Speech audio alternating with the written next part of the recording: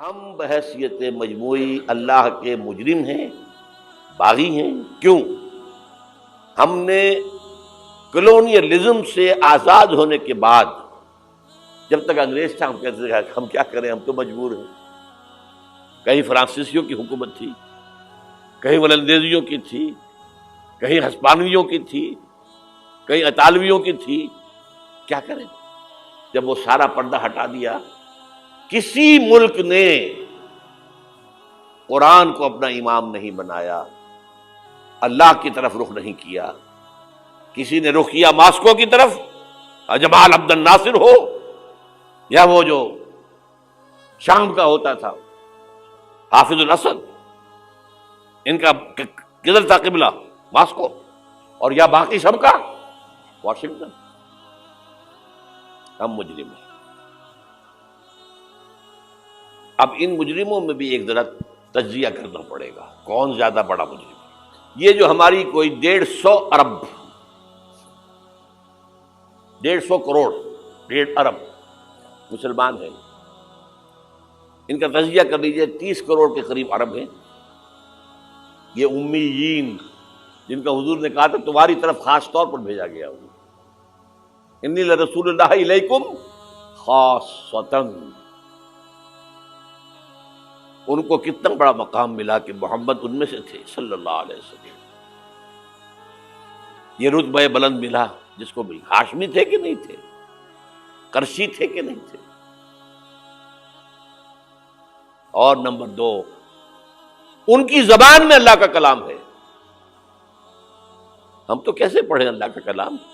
عربی سیکھیں، گرامر سیکھیں، گردانے رٹیں، چٹائی توڑ تعلیم حاصل کریں تو قرآن پڑھیں نا۔ ان کی تو مادری زبان میں ہے۔ پھر انہوں نے امام نہیں بنایا تو سب سے بڑے مجرم وہ ہیں۔ باقی جو 120 کروڑ ہیں، ان میں نمبر 2 ٹاپ کا مجرم مسلمانان پاکستان ہے۔ وائی؟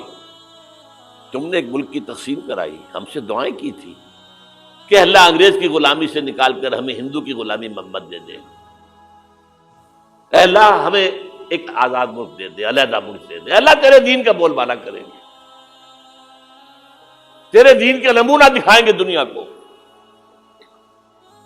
یہ علامہ اقبال کا خواب تھا جو 1930 میں انہوں نے دیکھا تھا۔ ایک تو یہ کہ ہندوستان کے شمال مغرب میں ایک آزاد اسلامی ریاست قائم ہوگی، آزاد مسلمان ریاست۔ وہ تو 17 سال کے بعد ہو گئی، 37 کا خطبہ تھا، 47 میں قائم ہو گئی۔ دوسرے یہ کہ اگر ایسا ہو گیا تو ہمیں موقع مل جائے گا کہ اسلام کے چہرے پر جو داغ دھبے عرب ملوکیت، عرب امپیریلزم، شہنشاہیت کے دور میں آ گئے تھے، اب دنیا تو دیکھتی ہے نا بنو امیہ کا دور کیسا تھا۔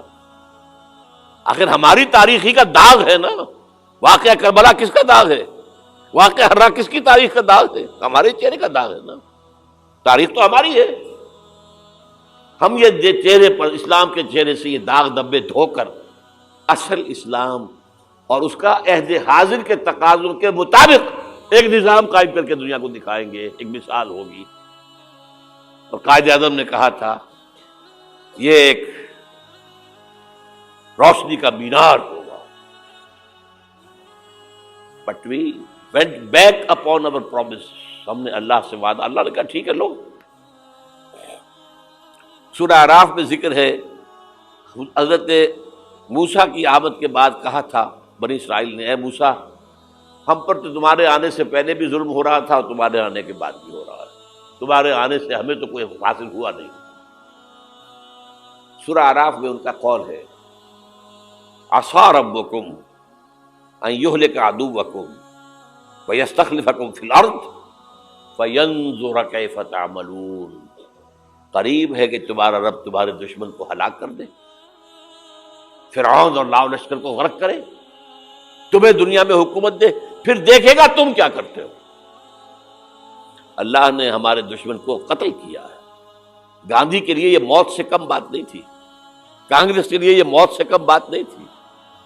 بھارت ماتا کے ٹکڑے، کچھ ہی دنوں پہلے گاندھی نے کہا تھا میری لاش کے اوپر پاکستان بن سکتا ہے، بنا؟ کیسے بن گیا؟ تو اللہ کا فیصلہ ہے، یہ معجزہ تھا۔ رمضان المبارک کی 27ویں شب کو نازل ہوا یہ. جو رات نزول قرآن کی ہے وہی رات نزول پاکستان کی ہے. معجزہ تھا. لیکن تم نے تو محل بنائے ہیں، تم نے دنیا بنائی ہے، تم نے موٹر وے بنا لی ہے، ہمارا دین کہاں ہے؟